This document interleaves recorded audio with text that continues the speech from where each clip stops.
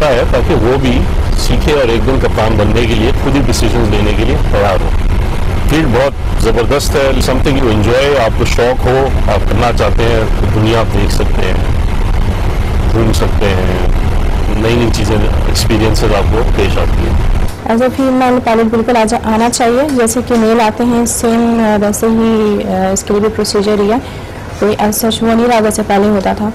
तो I think so it's not a big deal कि women can not be go for a flying से related जो profession है वो आप अडॉप्ट करके आप एज अ फ्लाइट डिस्पैचर आप काम कर सकते हैं एयरलाइन में, जो कि रिलेटेड है फ्लाइंग से तकरीबन ऑलमोस्ट, क्योंकि फ्लाइट डिस्पैचर का काम ये होता है कि उसकी ऑल द टाइम कम्युनिकेशन होती है पायलट्स के साथ, और जितनी भी फ्लाइट की जितनी भी प्लानिंग होती है, फ्यूल हो गया, वेट हो गया, ये जो भी इमरजेंसी अगर इन केस करनी पड़ जाती है तो वो डायरेक्टली कम्युनिकेट करते हैं, they are all the time communicate to each other. So मेरे ख्याल में जब तक आपको एज एयरलाइन जॉब नहीं मिलती, एज फ्लाइट इंस्ट्रक्टर भी आप जॉब कर सकते हैं। एक्चुअली जब हम एयरलाइन में आते हैं तो बीइंग अ कैबिन क्रू या बीइंग एन एयर होस्टेस जो हमें ट्रेनिंग दी जाती है वो 3-4 चीज़ों पे दी जाती है, जिसमें सबसे ज़्यादा ज़रूरी जो है वो सेफ्टी ऑफ द पैसेंजर्स है। जब कोई भी पैसेंजर अगर जहाज़ पे फ्लाई करता है तो उसकी सेफ्टी सबसे ज़्यादा ज़रूरी है और हम लोगों को इसकी ट्रेनिंग दी जाती है। उसके बाद जो सेकेंडरी हमारी जॉब है या उसके बाद की जो मेन जॉब आप लोगों को नज़र आती है वो टू सर्व द पैसेंजर्स, कि ड्यूरिंग फ्लाइट अगर किसी पैसेंजर को फर्स्ट एड की ज़रूरत है तो we are train for the first aid. अगर ड्यूरिंग फ्लाइट आपको कोई भी इमरजेंसी हो जाती है तो पैसेंजर्स को जहाज़ से कैसे इवैक्यूएट करवाना है वो भी हमें सिखाया जाता है, प्रॉपर उसकी ट्रेनिंग दी जाती है। फीमेल्स के लिए मैं समझती हूँ जॉब बहुत अच्छी जॉब है। जिस माशरे में हम लोग रहते हैं यहाँ पे जो हमारे कल्चर है मेज़बान का और मेहमान का, तो आई पर्सनली थिंक कि ये बेसिकली जॉब है ही फीमेल्स के लिए। वो उसकी अगर डिटेल्स में जाएं तो वो ये कि देखिए पहले तो ये कि इसमें एक टॉलरेंस है, टाइम कभी है कभी नहीं है, रात का पिकअप है दिन का पिकअप है, तो एक टॉलरेंस डेवलप होता है। फिर टाइम मैनेजमेंट, हर वो चीज़ हम घर की एक लड़की को सिखाना चाहते हैं। टाइम मैनेजमेंट, फ्लाइट छोटी है, काम पहले करना है, फ्लाइट लंबी है, आपका ज़्यादा वक्त है काम करने का, काम वही है, तो टाइम मैनेजमेंट सीख जाते हैं। उसके बाद एक कर्टसी जो हमारे एक कल्चर का मज़हब का भी हिस्सा है, we are very courteous, no matter हमारे दिमाग में क्या मसाइल हर एक के साथ होते हैं, लेकिन ख़वातीन जल्दी चेहरा जो है वो कोई बता नहीं सकता कि मसला किसके साथ है किसके साथ नहीं है। हम ये सीखते हैं इस नौकरी के अंदर। इसके अलावा डिफरेंट कुजीन्स जो हम सर्व करते हैं, फ्रेंच हो गया, normally French cuisine and Pakistani dishes वगैरह हो गई, तो ये बेसिकली सूट ही लड़कियों को करती है। दूसरा मेरे ख्याल में ये वाहिद नौकरी है जो इंटर के बाद नॉन टेक्निकल हैंड को आप ट्रेन करते हैं और इसको इस नौकरी में लेके आते हैं।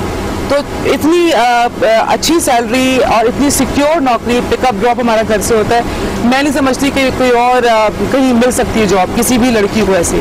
Then we are ambassadors of Pakistan, you see we can't be unsafe सही।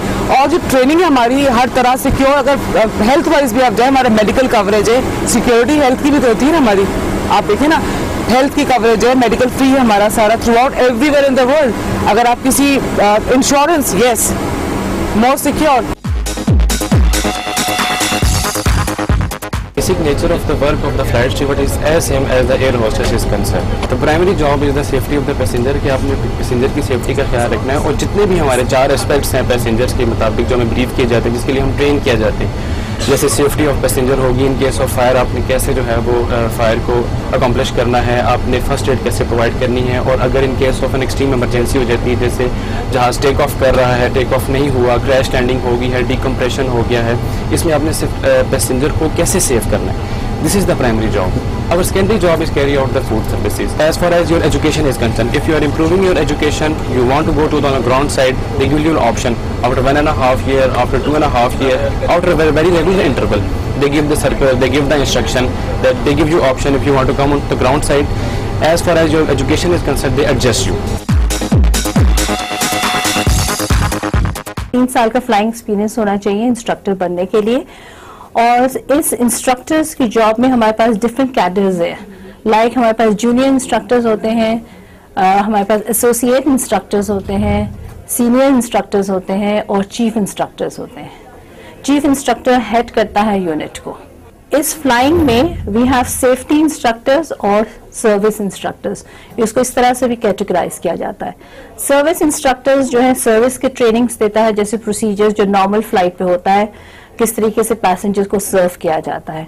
सेफ्टी इंस्ट्रक्टर ट्रेनिंग देता है सेफ्टी एस्पेक्ट्स पे, लाइक इमरजेंसी हो जाती है तो आप किस तरह से रिस्पॉन्ड करते हैं उस पर्टिकुलर सिचुएशन को। तो यही चीज़ें हम अपने क्रू मेंबर्स को बताते हैं और आगे जाके ये इम्प्लीमेंट करते हैं अपने फ्लाइट्स पे।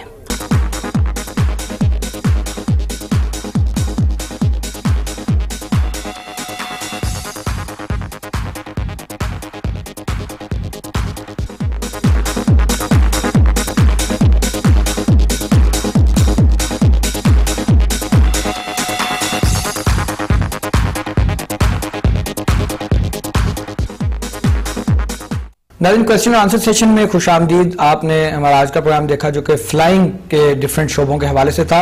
हमारे पिछले प्रोग्राम जो कि सिविल इंजीनियरिंग पे हमने किया, बहुत से क्वेश्चन हमें मौसूल हुए स्टूडेंट्स की तरफ